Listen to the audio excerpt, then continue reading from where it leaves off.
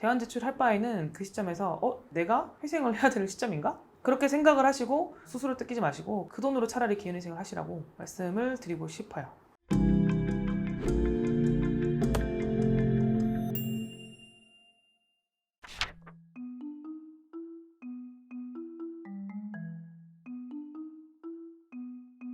변호사님, 네.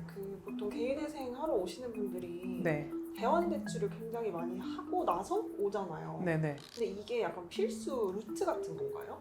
대환대출이요? 네, 많이들 그렇게 하셔서 근데 작가님 대환대출 알아요? 대환대출이 뭔지 알아요? 어디서 마케팅하다 들은 것 같아요. 그러니까 대환대출이라는 거는 환이 갚는다는 거잖아요. 네. 예를 들면 A라는 대출을 B라는 대출로 바꾼다는 의미인데 그냥 있는 대출을 굳이 A 대출을 B 대출로 바꿀 필요가 없잖아요. 그러니까 대환대출은 보통 고금리 대출 상품을 저금리로 바꿔준다 뭐 이런 걸 미끼로 많이 활용하기도 하고 또는 뭔가 하나가 만기가 됐어요. 그럼 이걸 일단 변제를 해야 되잖아요. 그러면 A 기관에서는 연장을 안 해준대요. 그러면 B 기관에서 새로 빌려서 갚기도 하고. 근데 내가 혼자 대출이 5개가 있는데 한 개가 만기가 돼서 그거를 다른 은행에 내가 가서 금리를 확인해보고 이렇게 바꾸는 프로그램은 정상적인 그냥 대환인 거고, 통대환이라고 해서 브로커나 이런 이제 중개인들이 이제 먼저 권유를 해서 지금 이렇게 좀 힘들지 않느냐, 이자가 부담되지 않느냐, 내가 그 이자를 낮춰주겠다 이런 식으로 접근을 해서 진행되는 그런 대환 대출은 대출 자체가 그렇게 유리한 조건이 아닌 경우도 많고, 유리하다고 하더라도 수수료가 너무 높아서 대출의 규모가 커지는 거죠. 예를 들면 6천만 원인 분들은 대환대출 하고 나면 7천만 원이 되고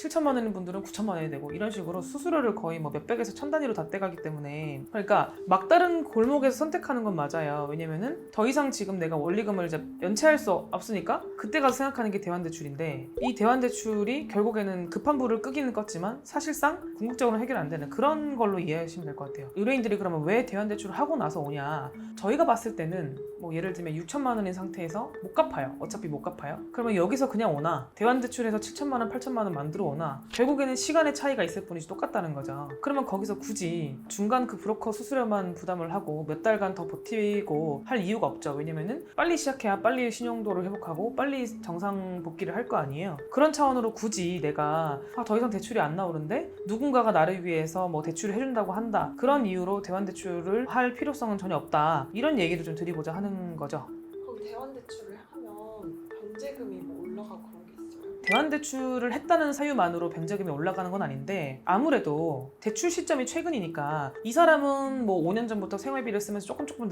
났는데 그게 한꺼번에 일단은 갚은 거잖아요. 3개월 전에 한꺼번에 갚고 신규 금융기관에서 봤을 때는 신규 대출이잖아요. 그러니까 법원 입장에서는 최근 채무가 되는 거죠. 그러면 최근 채무니까 이 채무의 사용처를 소명하라고 하는데, 그런 면에서는 일단 보정을 좀 더 해야 된다는 거. 그냥 법원에서 봤을 때 부채증명서상 금액이 뭐 한 5년 전 대출이다, 이거는 1년 전 대출이다, 이 두 개를 비교하자면은 1년 전 대출, 그러니까 1년 미만 대출이니까 사용처를 소명한다는 점에서는 조금 더 까다롭다고 볼 수 있을 것 같고, 그게 뭐 소명이 안 되진 않죠. 왜냐면은 변제가 됐다는 거는 증명할 수 있어서. 그래서 그런 경우에 저희가 사용처를 소명하라는 보정이 나오면, 그러면은 그 전에 그 A 채권사의 대출금을 완납했다는 그 완납증명서를 받아서 법원에 제출을 하는데, 이제 최근에 뭐 흔한 사례는 아니고 법원에서 기존 대출을 완납했다는 그런 확인서를 제출하면은 그 대출금의 사용처를 묻지 않고 넘어가다 보니까 이 그 대출금 사용처가 조금 안 좋으신 분들 있잖아요. 그런 분들이 요거를 악용을 해서 대환을 해가지고 기존 대출을 다 상환하고 새 대출을 채권사에 포함을 시키니까, 예를 들면 이제 뭐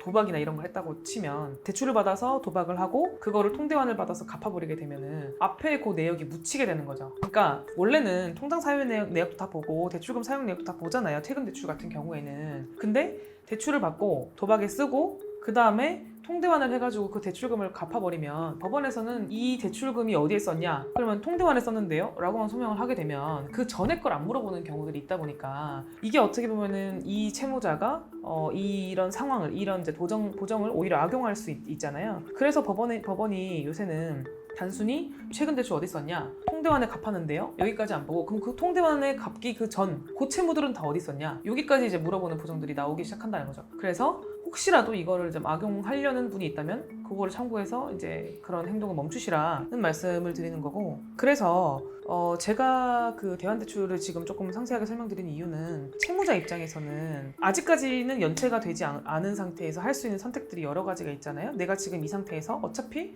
내 월급으로 원리금은 갚기가 어려워요. 개인회생 조건은 충분해요. 근데 이 상황에서 어떻게든 한 번 더 버텨보려고 대환대출을 선택하는 경우가 있는데 좋은 선택지는 아닌 것 같다. 결국에 이 대환대출이 효과를 보려면은 금리는 확 낮추고 원금 변제는 확 뒤로 늦춰줘야지 의미가 있거든요. 근데 요새 같은 경우에는 새로운 대출이 금리 부담이 더 많기 때문에 구조상으로도 그 수수료를 몇백만 원, 몇천만 원을 떼어가면서 원리금만 더 늘어나고, 심지어는 급하게 막 대출을 받다 보니까 조건을 별로 안 따지고 대출을 받는 경우들이 많은데, 원래는 이자만 내다가 거치를 하고 나중에 변제를 하는 방식이었는데 브로커가 제대로 설명을 안 해줬던지 내가 제대로 신경 안 썼던지 정신 차리고 보니까 다 분할 원리금인 거예요. 그런 경우에는 오히려 월 내가 납입해야 되는 금액은 더 늘어날 수 있단 말이에요. 금리가 줄어든다고 하더라도. 그래서 결론은 채무자 입장에서 유리할 게 하나도 없다. 대환대출 할 바에는 그 시점에서 이런 신호라고 인식하시면 될 것 같아요. 내가 회생을 해야 될 시점인가? 그렇게 생각을 하시고 스스로 뜯기지 마시고 그 돈으로 차라리 기회회생을 하시라고 말씀을 드리고 싶어요. 아까 그렇게 도박으로 해서 악용하는 사람들 있잖아요. 네. 그것까지 이제 파헤친다고 했는데 네. 법원에서 네. 그렇게 도박 빚을 갚은 걸 알면 유리하지 않은 부분이 분명히 있는 거죠. 당연하죠. 그 서울회생법원에서 그 7월부터 시행한 실무준칙이 있잖아요. 거기서 주식과 코인은 청산가치에 반영하지 않겠다라는 실무준칙이 나왔고, 그리고 전국적으로 다른 법원에서도 그걸 통일해서 적용하진 않지만 어쨌든 약간 완화된 관행들이 형성되기 시작하긴 했어요. 근데 그래도 절대로 허용되지 않는 거는 도박이에요. 물론 이제 도박이라고 해서 청산가치에서 절대로 반영이 안 된다거나 이런 건 아닌데, 거의 뭐 대부분은 전액 반영을 원칙으로 한다고 보시면 될 것 같아요. 그러니까 아까 같은 경우에 기존 사용처를 다 소명하라고 하면 이 사람은 사용액만큼은 청산가치에 반영을 해야겠죠. 변호사님, 근데 저희 영상 전에 항상 네, 대환대출 광고 뜨시는 거 알고 계셨어요? 저는 유튜브 프리미엄 몰랐긴 했는데 정말 그런 유해한 광고들이 뜬다니 좀 그렇긴 한데, 아무래도 이게 타겟팅으로는 굉장히 좋다고 생각을 하는데요. 광고적인 측면에서는. 근데 개인적으로는 너무 아이러니하네. 영상 앞에 뜨지 않기를 바라네요. 그래서 정리를 하자면 전하고자 하는 메시지는 굉장히 심플해요. 대환대출 하지 말아라. 이 업계에서 일하시는 분들은 이런 얘기가 좀 듣기 싫으시겠지만 대환대출은 하등 필요가 없다라는 게 결론입니다. 네, 이상입니다.